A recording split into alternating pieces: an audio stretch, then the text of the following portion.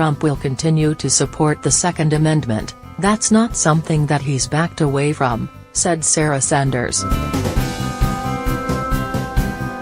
The White House backed away from Donald Trump's newfound support for gun control on Friday, only hours after the U.S. president met with the National Rifle Association's top lobbyist in the Oval Office. Press Secretary Sarah Sanders told reporters on Friday morning that Trump told top NRA official Chris Cox that he'll continue to support the Second Amendment. That's not something that he's backed away from. The background check system is something that he's still very much interested in improving.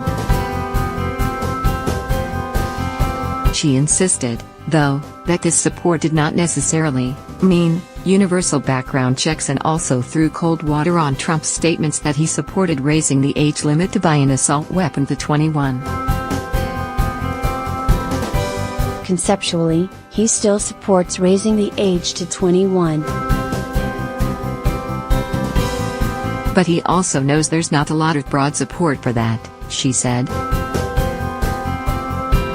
Although Sanders may have been referring to support for the measure in Congress, a recent NPR/Ipsos poll showed 82% are in favor of raising the legal age to purchase a gun to 21. Sanders' remarks come 2 days after the president held a televised meeting with lawmakers in which he said he supported increased background checks for gun buyers.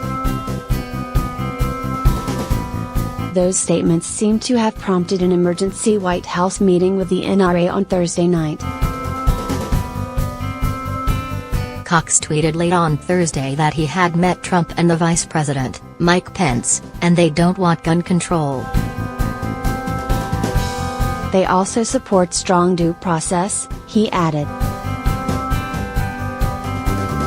NRA's chief lobbyist, Donald Trump, does not want gun control. Read more. Trump later tweeted a confirmation of an Oval Office meeting with the NRA, saying it was good, great, but not elaborating on whether he had changed position. The president's remarks on Wednesday, warning lawmakers not to be afraid of the NRA and speaking in favor of a law expanding background checks for gun sales, as well as other gun control measures, had shocked his allies and opponents alike. Some of you people are petrified of the NRA. You can't be petrified, Trump had said. His comments suggested that, after a school shooting in Parkland, Florida, left 17 people dead and sparked a youth movement for gun control, he was interested in breaking with the gun rights group on key issues. Trump and the NRA had already expressed conflicting public views on whether to raise the legal age to purchase certain weapons. The NRA, which endorsed Trump early and gave more than $30 million to back his bid for the White House, has been one of his staunchest supporters. Trump's public remarks infuriated some NRA members. They appeared to suggest he was open to gun control policies that the group had long opposed. Every word of it was a betrayal, said one NRA member. Democrats, who had cheered Trump's statements on Wednesday, expressed concern that he was now reverting to his previous pro-gun stance.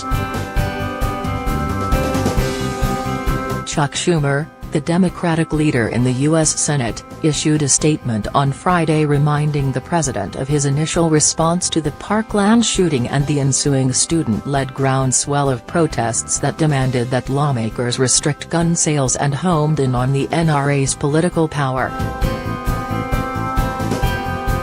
President Trump should go with his instincts, not the clarion and destructive call of the NRA, Schumer said. He knows instinctively that this is the right thing to do, both substantively, because it will save tens of thousands of lives, and politically, because over 3/4 of the American people support it. Trump had also on Wednesday appeared to endorse aggressive measures to confiscate guns from dangerous people. Conservatives, including Pence, had suggested that it might be possible to petition a court to temporarily remove an unstable person's firearms. Take the guns first, go through due process second, Trump said. Gun violence groups had hailed Trump's comments, with Everytown for Gun Safety releasing a statement saying that the president today called for sweeping gun violence reform that would meet the moment of public sentiment after the tragedy in Parkland.